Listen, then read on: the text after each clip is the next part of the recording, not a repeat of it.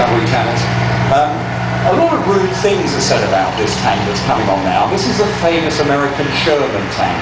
But to put it bluntly, this is the tank that saved our bacon in World War II.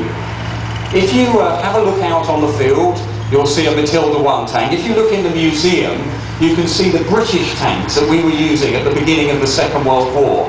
They weren't bad tanks, but the Germans were rapidly building much bigger and much better tanks.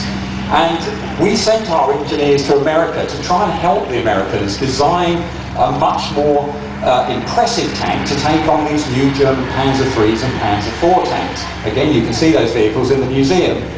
Now, our Sherman tank that's coming on now is actually one that was made by the Americans later in the war, and it's got a slightly bigger gun than the first Shermans that came out and were used by the British Army. We were the first to use the Sherman in anger at the Battle of El Alamein.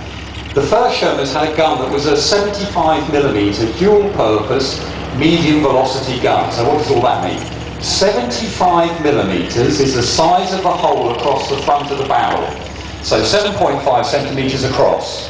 Dual purpose, this gun could fire high explosive rounds as well as rounds of solid metal to penetrate enemy tanks. If you're firing at an enemy tank, you really want to fire a round made of solid metal to smash its way into the enemy's tank and do the damage that way.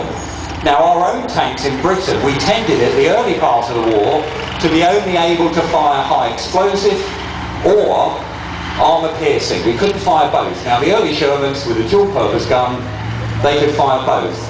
The last bit of the gun was it was medium velocity, and the downside of that was the rounds didn't come out with that much force behind them. So when you were firing at an enemy tank, it wasn't actually that powerful. Later in the war, and this is a later war Sherman, a 76mm gun, so only a millimetre bigger, but a high velocity gun was fitted.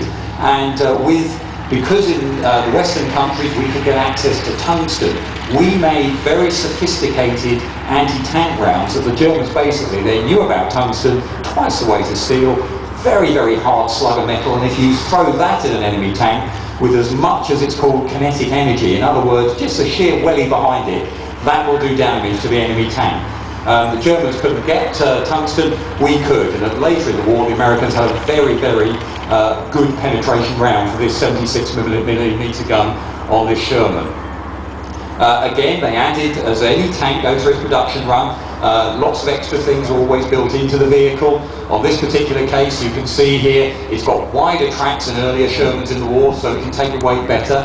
The Sherman, the downside of the Sherman, it actually had to stop to aim and fire its gun. It could fire on the move, but very, very inaccurately.